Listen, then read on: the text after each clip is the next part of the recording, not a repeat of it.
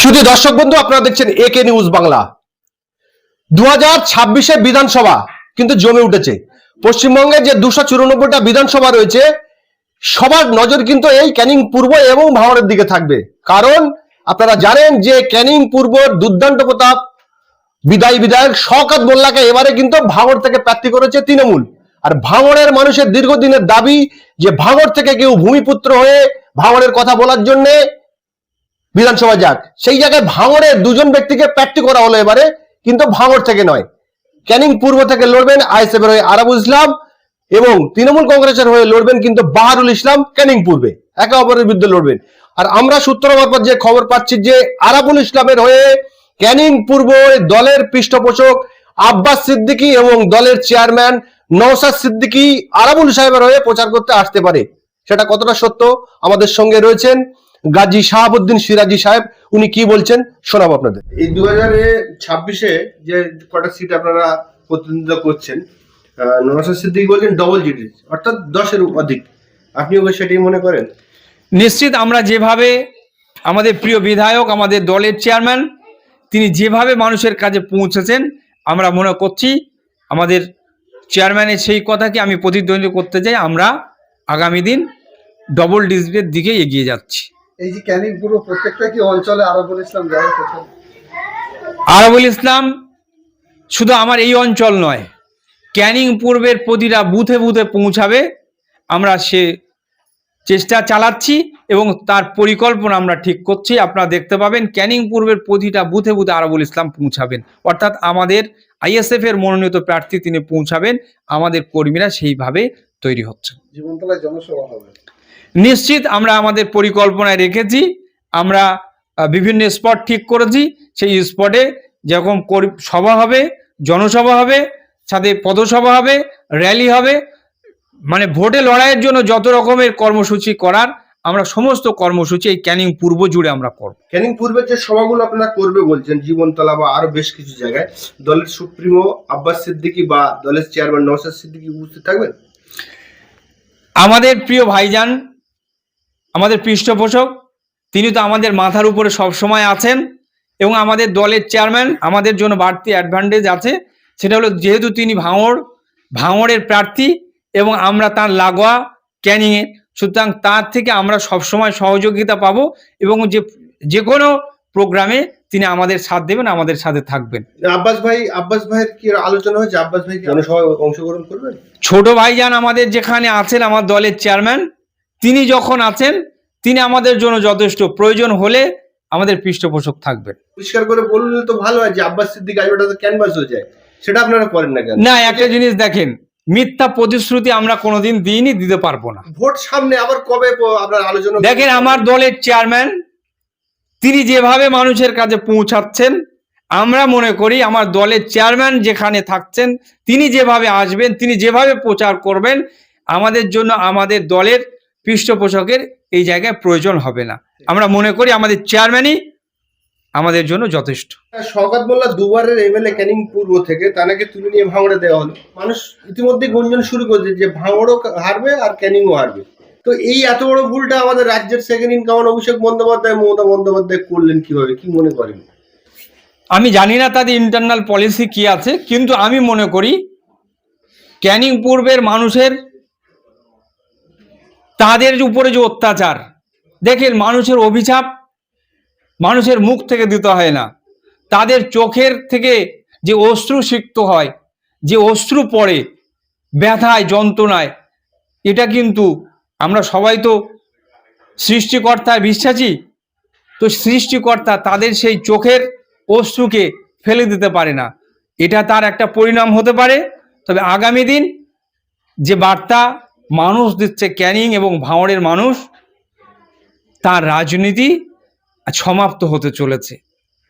এখনো মানুষ আগামী দিন 29শে এপ্রিল ভোটের মাধ্যম দিয়ে 4ঠা মে তার বিদায় সমাপ্ত করে দেবে, মানুষ ঠিক করে নিয়েছে। তৃণমূলের second in command Abhishek Bandyopadhyay এবং মমতা ব্যানার্জি, তারা কি কুদৃষ্টি এই মোল্লা সাহেবের উপরে পড়েছে বলে আপনি মনে করেন?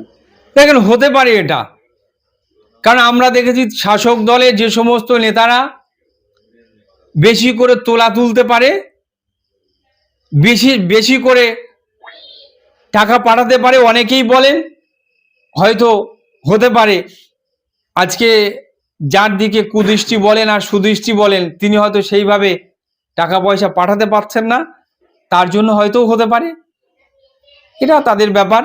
তিনি আমাদের মন্তব্য করার কোনো জায়গা নেই। আপনাদের দলের যে নবপ্রার্থী হচ্ছে ক্যানিং পূর্ব বিধানসভা, তার সাথে আপনার কথা মিলছে না। তিনি বলছেন যে কোটি কোটি টাকা তুলে নিয়ে দিচ্ছে সহজ বলে, আপনি বলছেন দিচ্ছেন না। দেখেন, আমরা দেখেছি এ অভিযোগ সাধারণ মানুষের কাছে কান পাতলে আপনারা শুনতে পাবেন যে এখান থেকে টাকা তুলে কালীঘাটে পাঠানো হয়। কিন্তু হতে পারে এতদিন তিনি দিতে পারছিলেন, এখন তিনি দিতে পারছেন না, সেই তো হয়তো তার উপরে বিরাগ ভাজন হতে পারে। তবে আমি একটা কথা শুনেছি, তিনি ভুল লবিতে হেঁটে তিনি ফেঁসে গিয়েছেন।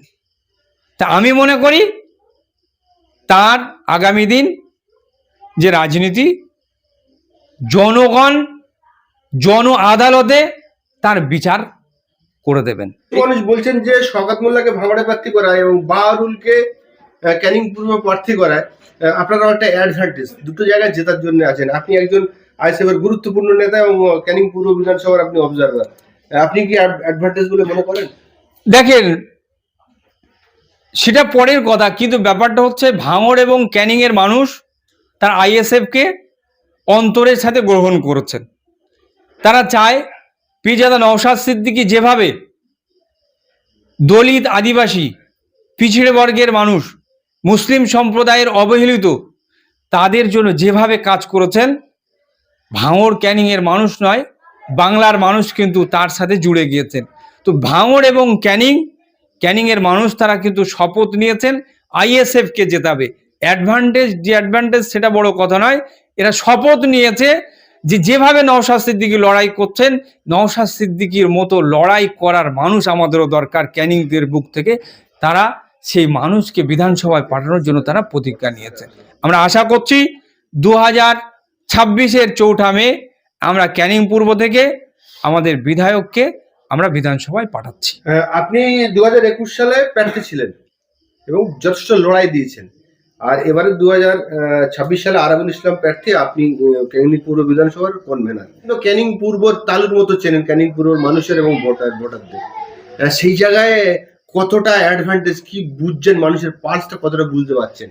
দেখেন, আজকে বিধানসভার নির্বাচন ঘোষণার পর থেকে আমাদের কর্মীরা যেমন উজ্জীবিতভাবে মাঠে নেমেছে, শাসক দল তৃণমূল কংগ্রেসের সাথে যারা ছিল তারাও কিন্তু আমাদের সাথে যোগাযোগ করছেন, আমাদের সাথে বসছেন।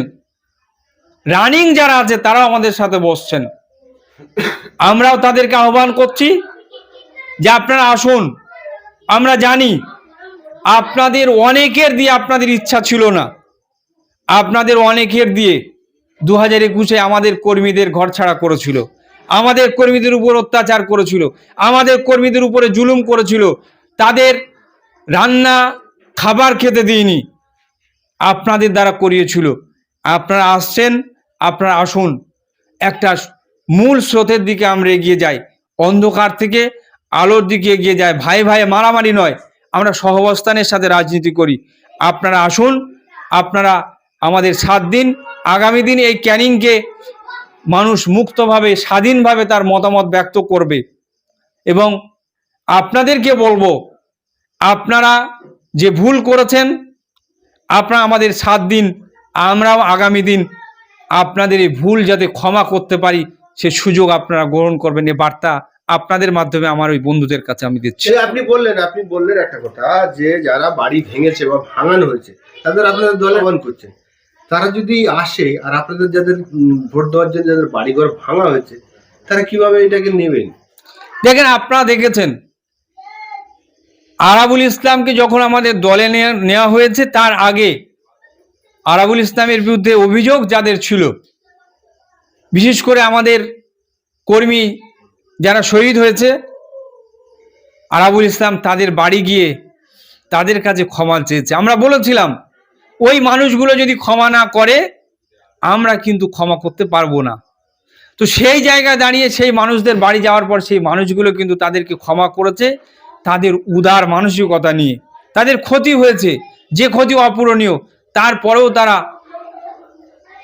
ক্ষমার দৃষ্টিতে দেখেছে। আমরাও মনে করি আমাদের যে কর্মীরা তারা আজকে হয়েছে, তাদের উপর অত্যাচার হয়েছে, তাদের উপরে জুলুম হয়েছে, তাদের ক্ষতি হয়েছে, কিন্তু আমাদের কর্মীরাও আমরা মনে করি তারা ক্ষমার দৃষ্টিতে দেখবেন।